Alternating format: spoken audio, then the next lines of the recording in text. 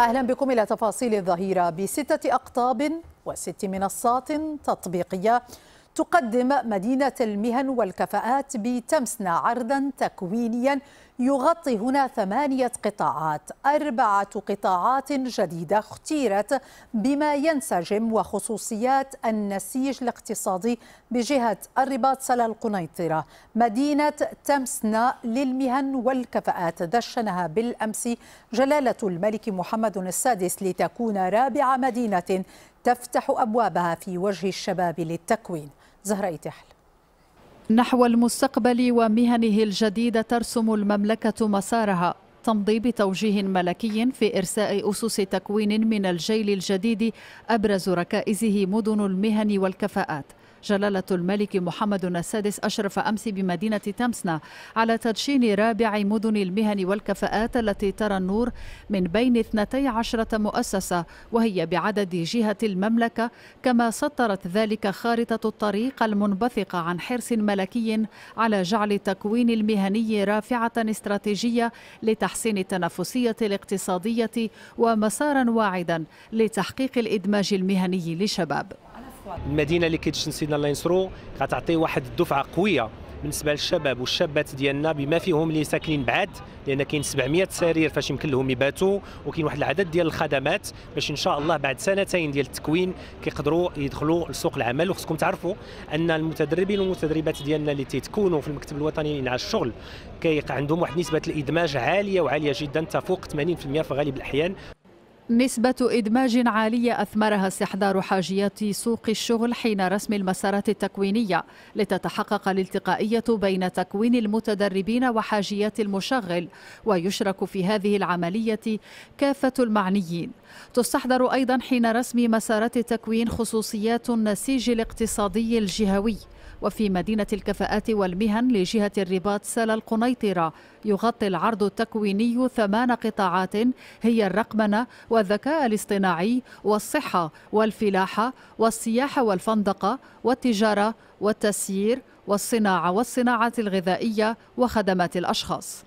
اختاريت لاغريكولتور حيت عندي ميول ليها، وكنشوف راسي قادرة ان شاء الله نعطي فيها من بعد، وداكشي علاش بغيت ندرسها وبغيت نطور راسي فيها، وان شاء الله نكون مشروع ديالي خاص اولا ندير فيها شي حاجه يعني اللي نفع بها المغرب ديالنا. اختاريت مدينه المهن والكفاءات بالرباط، بالضبط شعبه الفندقه والسياحه، حيت فيها بزاف ديال التجهيزات اللي غادي تعاوننا في مده التكوين ديالنا بانه نوصلوا لداكشي اللي بغينا.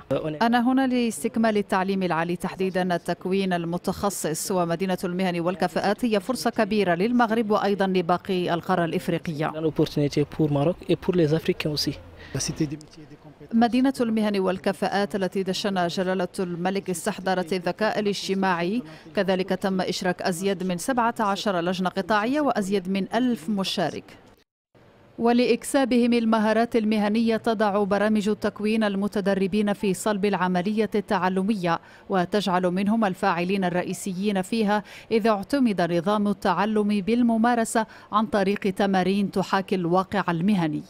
الطلبه غادي يتمكنوا من انهم يديروا محاكاه ديال كنقولوا دي شارج اندستريال غيال، يعني غادي بحال عنده راه في المصنع الحقيقي. اذا هذا عباره عن مصنع بيداغوجي. مدينة المهن والكفاءات الرباط سلا القنيطرة شيدت باستثمارات تبلغ 380 مليون درهم لتكون الرابعة من نوعها بعد مدن المهن والكفاءات لسوس ماسة والشرق والعيون الساقية الحمراء. وضيف الملف هو المدير الجهوي للتكوين المهني وإنعاش الشغل بالأقاليم الجنوبية السيد سامي الصلح. أهلا بكم. أهلا. إذن اليوم مدينة المهن والكفاءات افتتحت بالأمس من طرف جلالة الملك، هي رابع مدينة للمهن بعد أكادير العيون الناظور. سؤالي سيد سامي الصلح، كيف يمكن أن تصنف اليوم هذه المدن مدن المهن والكفاءات باعتبارها من بين الآليات الجديدة التي تنفتح على القطاعات من الجيل الجديد أو تكوين من الجيل الجديد من أجل تطوير تكوين في مراكز الإنعاش، مراكز التكوين المهني عموما؟ شكرا أخت سناء. أولا أريد أن نهنئ أنفسنا جميعا كأطر إدارية وبيداغوجية وكذلك كمتدربات ومتدربين مؤسسات التكوين المهني عامة على هذه الثقة المولوية وعلى يعني الرعاية السامية التي يوليها صاحب الجلالة الملك محمد السادس نصره الله لقطاع التكوين المهني، والذي أراده أن يكون رافعة للمنظومة الاقتصادية وطنيا. وعندما نتحدث عن برنامج يعني مدن المهن والكفاءات، نحن نتحدث عن برنامج طموح، برنامج يعني يقام الآن من طرف مكتب التكوين المهني وإنعاش الشغل بغلاف مالي ناهز 4 ملايير ونصف، ويهدف إلى إرساء 12 مدينة مهن والكفاءات على مستوى كل جهة، على جهات المملكة ال 12.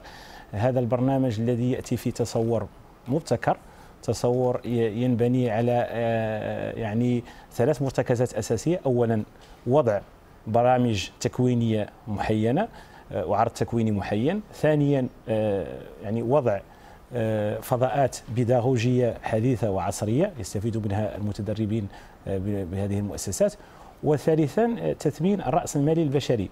إذن هي مدن المهن والكفاءات هي عبارة عن مؤسسات من الجيل الجديد تستجيب لحاجيات المقاولة الوطنية، وكذلك تأتي في إطار يعني رؤية يعني تطوير خارطة الطريق يعني الخاصة بإصلاح التكوين المهني. هذه الورقة يعني هذه خارطة الطريق التي تم تقديمها أمام منظر صاحب الجلالة في أبريل 2019، والتي كان من أهم مرتكزاتها هو إحداث هذه المهن. الآن تم إحداث يعني وانطلاق فعليا بكل من مدينة المهن والكفاءات الخاصة بالعيون، جهة العيون الساقية الحمراء، جهة سوس ماسة بأكادير، والشرق أيضا بمدينة الناظور. والأمس احنا نتحدث هنا سيد سامي الصلح على 12 مدينة للمهن والكفاءات، وكما قلتم أنه حتى التكوين في هذه مدن المهن والكفاءات ينسجم وطبيعة وخصوصية حاجيات النسيج الاقتصادي في كل جهة، بمعنى أنه هذه المدن تفتح إمكانية الوصول إلى مناصب الشغل بالنسبة للمتدربين. مني كنمشيو على مدينة يعني كل مدينة الدراسة والتكوين فيها ينسجم، وخصوصية الجهة بأنه كتسهل ولوج الشباب إلى سوق الشغل. بطبيعة الحال هي التصور العام لمدن المهن والكفاءات جاء في هذا الاتجاه.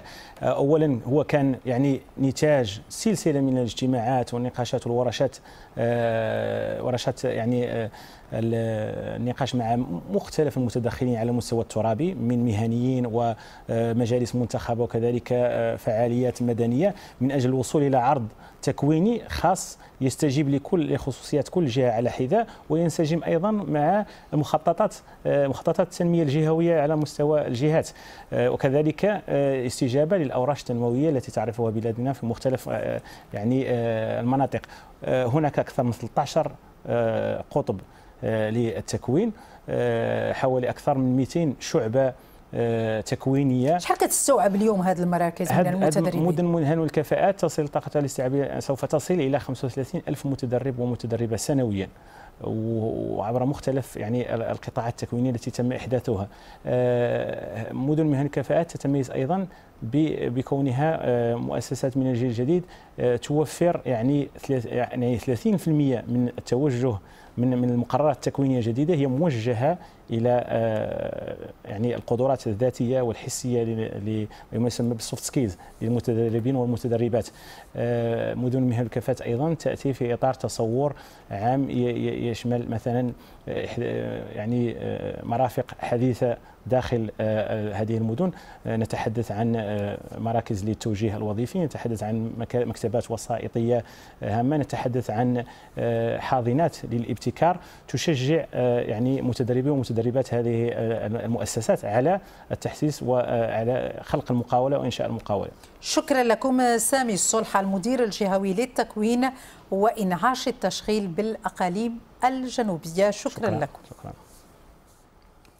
تشكل مدينة المهن والكفاءات لجهة الرباط سلا القنيطرة جزءا من برنامج شامل يتم بموجبه إنجاز 12 مدينة مهن وكفاءات بجهات المملكة باستثمار إجمالي يقدر ب4.4 مليار درهم.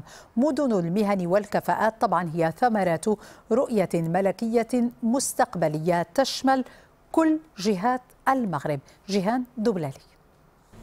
خارطة الطريق الجديدة لتطوير التكوين المهني مشروع طموح يعكس رؤية ملكية متبصرة.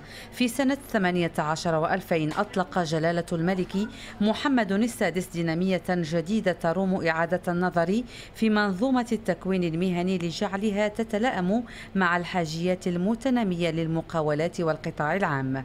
يتعين إعطاء المزيد من العناية للتكوين المهني بكل مستوياته، وإطلاق جيل جديد من المراكز لتكوين وتأهيل الشباب حسب متطلبات المرحلة مع مراعاة خصوصيات وحاجيات كل جهة. في أبريل من سنة 19 و2000 تم تقديم خارطة الطريق الجديدة لتطوير التكوين المهني بين يدي جلالة الملك، خارطة طموحة تروم إحداث مدن المهن والكفاءات والتأهيل المندمج للعرض التكويني، فضلا عن تحديث المناهج البيداغوجية وتعزيز قابلية تشغيل الشباب وتحسين جاذبية التكوين المهني لا سيما من خلال التوجيه المبكر. وتميز الدخول التكويني للموسم الدراسي 2022-2023 بإطلاق التكوين في 4 مدن للمهن والكفاءات بجهات سوس ماسة، جهة الشرق، العيون الساقية الحمراء، جهة الرباط، سلا القنيطرة، بالإضافة إلى 3 مدن للمهن والكفاءات قيد الإنجاز، جهة طنجة، تطوان، الحسيمة، بني ملا، الخنيفرة، وجهة الدار البيضاء، سطات. هذا فضلا عن استمرار أشغال البناء ب5 مدن للمهن والكفاءات بجهات مراكش، أسفي، جهة فاس مكناس، درعة، فلالت، جهة قلميم ودنون، وجهة الداخلة وادي الذهب. هي محطة مهمة بغية تطوير قطاع التكوين المهني، فبعد تقديم خارطة الطريق سنة 2019 أمام جلالة الملك، اليوم تتعزز هذه الاستراتيجية بإطلاق التكوين في مختلف جهات المملكة. مدن المهن والكفاءات إذن هو جيل جديد من مؤسسات التكوين المهني وتصور مبتكر يتلائم العرض التكويني لمدن المهن والكفاءات مع خصوصيات جهات المملكة 12، ويشمل العرض التكويني 13 قطاعا بما في ذلك 4 قطاعات جديدة، وهي الصناعة التقليدية، الفلاحة، الصحة والصيد البحري، فضلا عن 3 قطاعات أخرى تمت إضافتها بطلب من الجهات والمهنيين، وهي البناء والأشغال العمومية والتسيير والتجارة والنقل واللوجستيك. المؤسسات هي مؤسسات من جيل جديد، مؤسسات كتوفر تكوينات أو عرض تكويني جديد اللي أكثر من 60% شعب أول مرة غادي نبداو نكونوا فيها، والباقي هما شعب اللي كانت ولكن المحتوى ديالها تم تحيينه باش تتطابق مع الحاجيات ديال المقاولات. وستتم ملائمة العرض التكويني لمدن المهن والكفاءات وفق حاجيات سوق الشغل التي تتغير باستمرار للاستجابة لتطلعات المنظومات الاقتصادية الجهوية، ويستفيد متدربو مدن المهن والكفاءات من عرض تكويني محين قائم على النموذج البيداغوجي الجديد الذي طوره مكتب التكوين المهني وإنعاش الشغل، والذي يضع المتدرب في صلب عملية التكوين.